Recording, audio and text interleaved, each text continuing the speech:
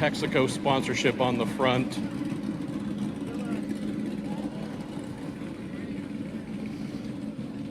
This Ford, this Capri's, amazing looks, amazing sounds. Anybody who's gotten to see these cars run in the past absolutely loves them. And deafening joy.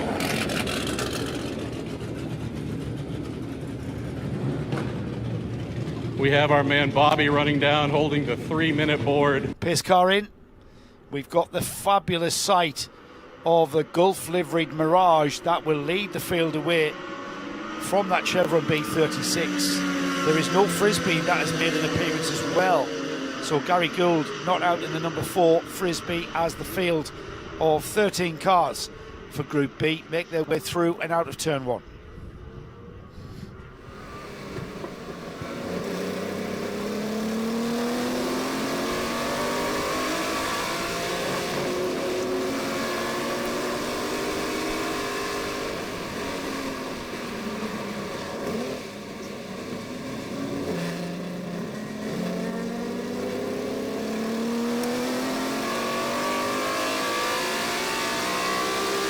So looking at the leaders heading through turn number 5 over there on the West Horseshoe. Is there pretty well bunched up the number 5 car leading now over the number 34. They come out of turn number 5 heading towards 6. Number 5 on the inside. Now they swap places there as they go into the braking zone.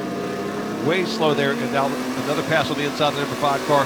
Getting back underneath the 34, or the 34 under the 5, excuse me, as they head up onto NASCAR 1 into NASCAR turn 1, then up on the banks. And already in the NASCAR 2 then, and it's easy to pick out, isn't it, Jeff? The bright blue and orange car leading the field round. 3 cars breaking away from the rest of the field, no surprise there, as they head on down to the Le Mans chicane. It's the Chevron, the B36, leading the Mirage into the Le Mans chicane, and then we've got the Interscope livery car, the 935, that Porsche 935 Turbo, pushing out all of that power, powering that car around the bank, back towards us and across the line. Are we going to see the Mirage find its feet maybe here on the straight? Doesn't look like it's got the legs of the Chevron, Mike. Not just yet, but going into the braking zone there in the turn number 1. Here's a battle between Rogers and 52 Yves Samama and the Porsches. A Porsche 911. Ones that I like modeled the other RSR, number 15, Angus Rogers. We've seen him on the podium several times here this weekend, yesterday and today, and Yves Samama as well. And with Scooter Gable there, and we watched that battle head there into the International Horseshoe. Yves Samama not able to make a pass just yet. Was Angus that had that spin this morning with the supporters? I think he did. There was. He was chasing. He did tell us, wasn't he? He did have a spin. Yeah, there was an issue. They were racing hard there. There were a couple. They were talking about on the race control that they were racing hard there through the chicane, and maybe got together this a little bit. And Angus had the advantage, but Agratellis went in there a little deep, and then he did admit that he got past Angus Rogers, but he backed off, gave him the spot back, and then Rogers had it proper, but then he had an incident. He had a spin, and basically reversed it back to what it was. So these guys, well, not the same guys here, but he was having an issue earlier. And I was saying this morning that we're taking it easy. Right. In the support race, taking it easy to keep the cars for this afternoon. This is when they're going to become even their own, isn't it? The Chevron still maintaining the lead. You know what, Jeff, I wouldn't be surprised if this turns out to be one of the closest we have this weekend. A couple of laps to the bike, Mirage, back towards the Chevron for a moment there. I thought Jim Norman was going to be challenging the Mirage in the 935. That doesn't seem to be the case though. It's dropped back off the back now. Yeah, it's falling back just a little bit now as the leaders cross the stripe. It's still the 034. The 34 of Graham Edelman. Crush Brett and McAllister. And the number 5 just turned in the fastest lap, so we're only 2 laps in, but that's the fastest lap so far with 158.004. for the Mirage. And the 935 is now reeling in a little bit with the turn 1 area. 1972, that Mirage.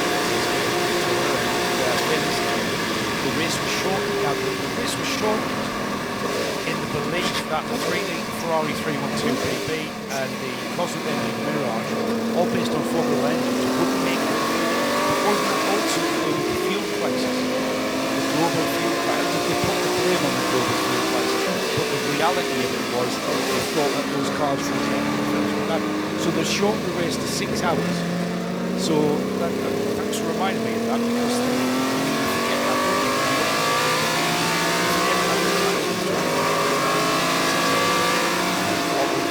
Formula 1 based sports cars. And the Alpha 33 as well, that was part of that era as well, wasn't it? The Mans did pretty short, neither did Seymour. Seymour's done longer, 12 hours. You see that battle there with Mike Smith moving up to the 5th position in the 1M, and now they're heading on the backstretch. Chasing down the number 15 car of Amos Rogers. There's about a 4th position. And that car started in the last position, has already moved up. And now it's in the top 5.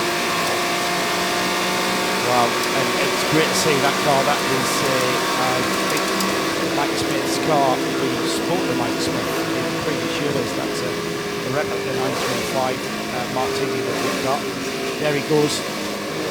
Powers past the Angus Rogers Porsche and up to the 4th place with plenty of time remaining, 35 minutes to be exact, with just over 9 minutes of this. Further between the Capri we're talking about and the number 241 Jägermeister livery, number 1973 Porsche 911. A little bit of smoke coming out of the back of that car. I think it was just maybe brake smoke. It was hard to brake in the horseshoe. But then we back out and continue the race. So but the battle for the lead, but the fire still going there through the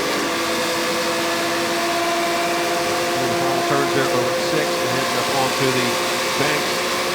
NASCAR turn number 1. They have some traffic in front of them, so we'll see how they negotiate around them. The number 34 car up high on the banks in NASCAR 1. There's a battle with the Capri we're talking about, the Jägermeister Porsche number 241. And they're coming up on the red Porsches there. Conway in the 79. Well, he's just been overtaken by Joseph Viola in the Datsun. So he's already been overtaken by a front engine sports car there. That's the car just ahead. It's about to be a long nosed front engine car as well as Jackson. It's got another long nose, this time in the before the break. I have a Mark 1.5 from 1973.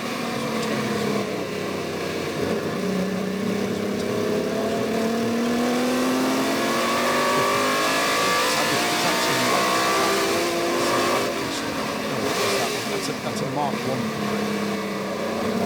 Mark 1.5 is that shape.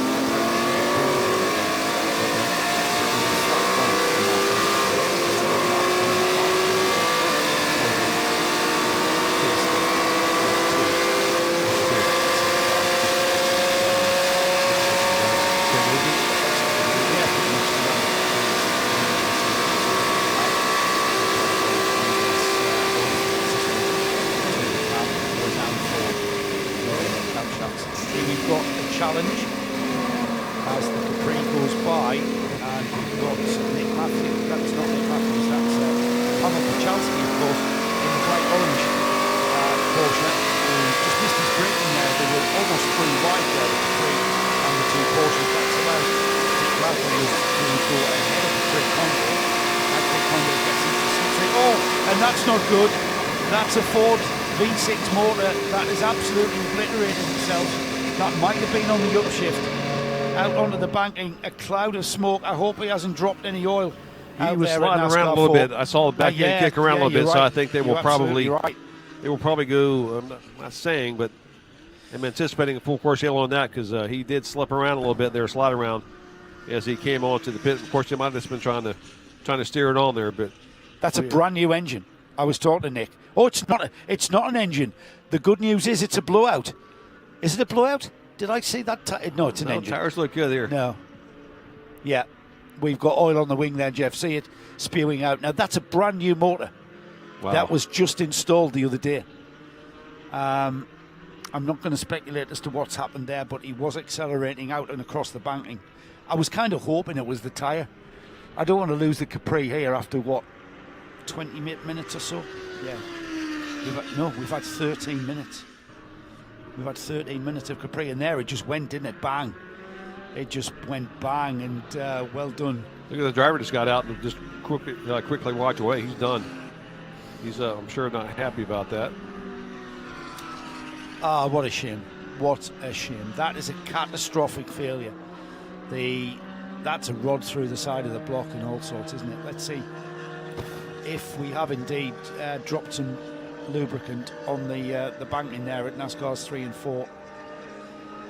Remains to be seen, Jeff. You've got the official channel. Is there any talk of it? Talk about the surface change over there? I'm not hearing anything just yet. Okay. But I am monitoring. So it looks like all the cars are making their way through there. He was kind of low on the track as he came through, so he was on the lower line, yeah. It was, perhaps he felt something happening and got down there. Here's the braking moment here. Yeah, now then, remember, manual shifting going on there. I'm not going to speculate without talking to the driver. Through the chicane up onto NASCAR 3. Yeah, and then just accelerating out. But I mean, downshifting is where you really can damage your motor. But again, I'm not going to speculate that. That might have just given up the ghost. But it is a brand new motor. I saw that. That was one of the most pristinely prepared race cars I can see in that whole paddock out there. And we're talking about a high level. Right, so information from the pits that we have got just an oil pipe that has come loose on that Capri. Yes, that's just an oil pipe. That's not a catastrophic failure. That's just oil smoke billowing out. Brilliant news. Brilliant news. Thanks. Did you say that was from Chris, by the way, Clark? Yeah, Chris Ward, our president, has messaged that in. So that is fabulous news. I'm happy now. I'm happy now. My favourite child is not finished yet. It's going to be down the order. It's going to be down the order, yes, but it's going to be able to start regaining, and he's obviously dropping down the order. We lost Robert Summerall's BMW 3.5. These iconic 1970s super saloons are dropping like flies, but Nick Matthews will be back. No doubt about it. Nick Matthews and his co-driver will be back. Hopefully they can repair that and get that sorted. We have still got 25 minutes of this first segment to run. Group B is out there at the moment, and that's being led by Chris McAllister, now in the lead. And in the Mirage just easing its way forward into the lead of this race and ahead of the Chevron.